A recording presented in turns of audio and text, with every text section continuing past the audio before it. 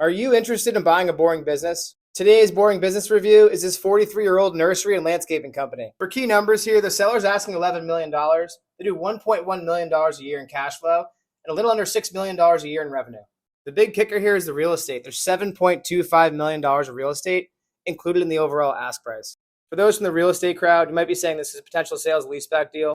Real estate is not our main focus, but here's some general ranges to give you an idea of what kind of potential deal could look like. Each deal and transaction is a little bit different. Here, you might want to keep the land given it's what the company is built on. If you include the real estate, it's 9.4 times cash flow. If you exclude the real estate and look at just the business, it's 3.2 times annual cash flow.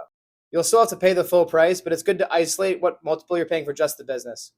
And for cash flow margin, as listed by the seller, looks like they operate at 20% cash margin. What does the company do? This is a B2B landscaping and nursery business.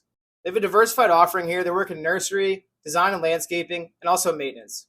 They work on the wholesale side for nursery supply, so think large garden centers and also commercial contractors. For location, this one's based in the state of North Carolina. Here's another look at the multiples from before to isolate the real estate on the right-hand side.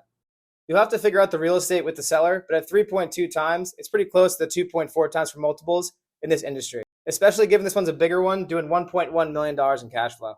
Let's move on to notable highlights. This is an extremely successful and well-established business, open for over 40 years, established in 1982.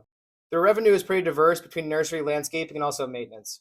And they have a huge infrastructure in place given the real estate footprint we talked about before. As you can see here, it includes 37 acres and 268 greenhouses.